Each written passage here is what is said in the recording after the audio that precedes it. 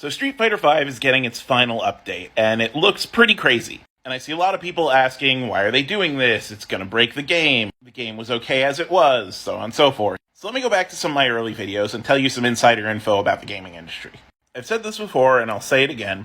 The gaming industry is first and foremost a business. And Street Fighter V has entered the part of its life cycle where Capcom is not going to be making any more money off of it.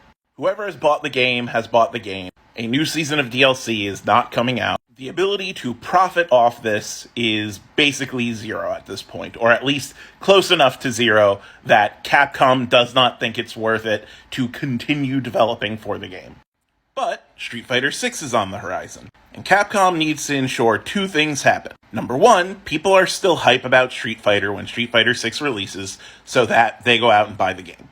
And two, when Street Fighter VI releases, people respond to it positively. You don't want your big new game to be dead on arrival. So end-of-life patches like this are a way to kill two birds with one stone.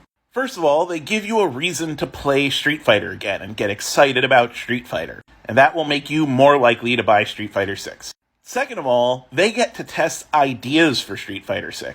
You're going to see some characters are going to have increased mobility, some are going to have increased range, some are going to have the ability to loop combos for a long time. Meanwhile, other characters are going to have shorter combos with heavier hit, more pronounced counters and crush counters.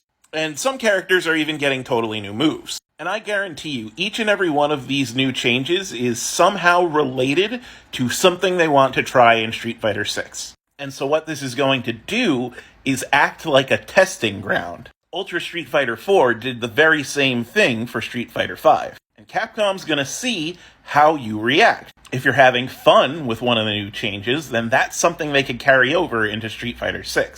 And if one of the new changes makes people get angry and go, this is fucking bullshit, then they probably won't add that to Street Fighter VI. This is essentially focus testing with a huge focus group that would be much less expensive than, say, actually creating a build of Street Fighter VI to test these things out with. And there's really no way that this ends up negative for Capcom.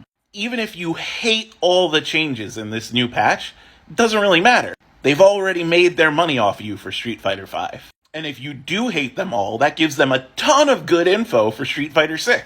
And in a weird way, still gets you excited to play Street Fighter VI because it's not going to be the shitty patch to Street Fighter V that you don't like.